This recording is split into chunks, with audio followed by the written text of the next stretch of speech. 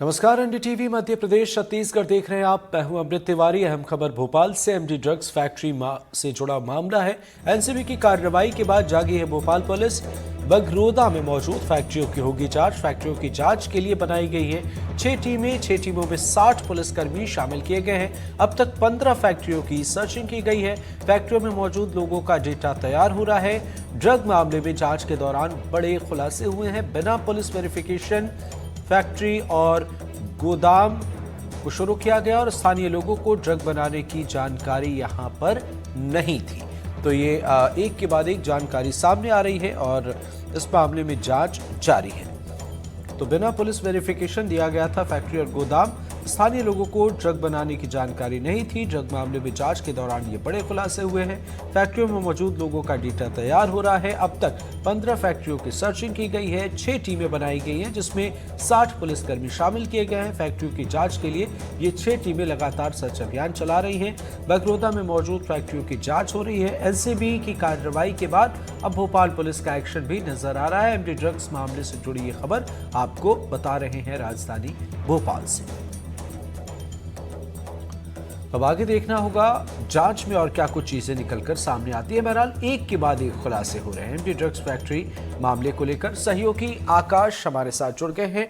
आकाश, बताएं क्या है अपडेट एमडी ड्रग्स फैक्ट्री मामले को लेकर? टीमें भी बनाई गई हैं, सर्च अभियान भी चलाए जा रहे हैं।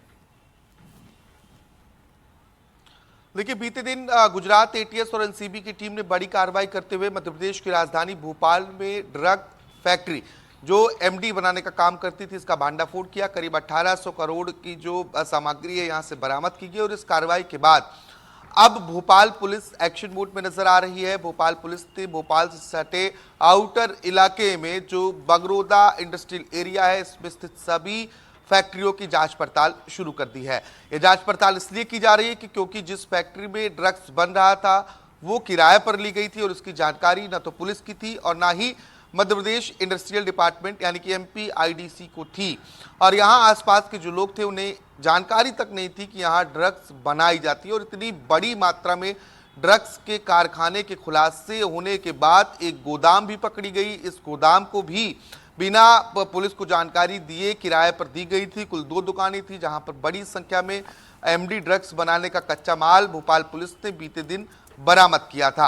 अब 6 अलग अलग टीमें गठित की गई हैं। ये टीमें बगरोदा इंडस्ट्रियल एरिया की सभी फैक्ट्रियों की जांच पड़ताल कर रही हैं।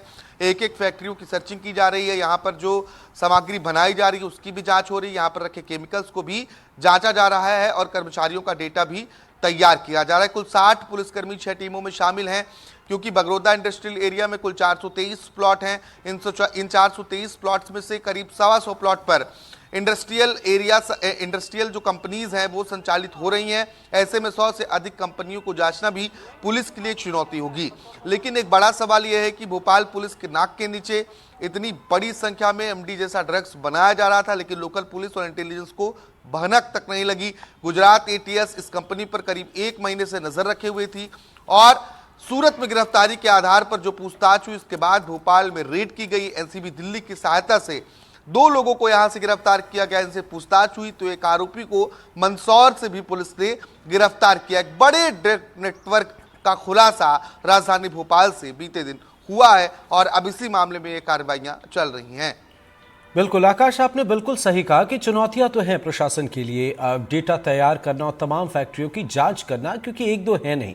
आप तो उस अरेस्टिंग के वक्त भी वहां पर मौजूद थे जब एटीएस और एनसीबी ने एक्शन लिया था। कितने डेवलपमेंट आपको नजर आ रहे हैं इस मामले को लेकर?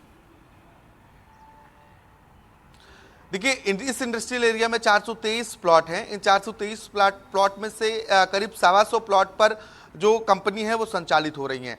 जिस फैक्ट्री पर ये छापा पड़ा इसे किराए पर लिया गया था। प्लॉट नंबर 63 है ये। इसके सामने एक मशीन की कंपनियां हैं और इस फैक्ट्री के बाहर ना तो कोई बोर्ड है और ना ही किसी तरीके के नोटिस छपा किया गया है कि यहाँ क्या काम होता है। जब आसपास के लोगों से हमने बातचीत की तो सामने की मशीन कंपनी के मालिक ने यह बताया कि ये लोग कीटनाशक दवा बनाने के लिए एक मशीन बनवाने जरूर पहुंचे थे और जब यहाँ पर मालिक आते थे, यानी कि इस फैक्ट्री में जब मालिक पहुंचते थे वो नशे की हालत में होते थे। और जब यहाँ रेड की गई तो यहाँ बड़ी मात्रा में जो कच्चा माल है एमडी ड्रग्स बनाने का वो बरामद किया गया, जिसकी जब अनुमानित बाजार की कीमत एनसीबी ने आकलित की तो इसकी कीमत 1800 करोड़ रुपए के आसपास पाई गई।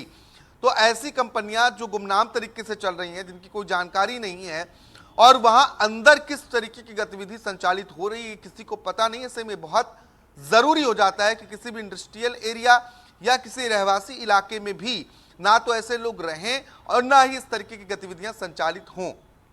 बिल्कुल आपने ठीक कहा आकाश, आप नजर बनाए रखें, आगे भी आपसे अपडेट लेंगे। फिलहाल बहुत बहुत शुक्रिया इन तमाम जानकारियों के लिए।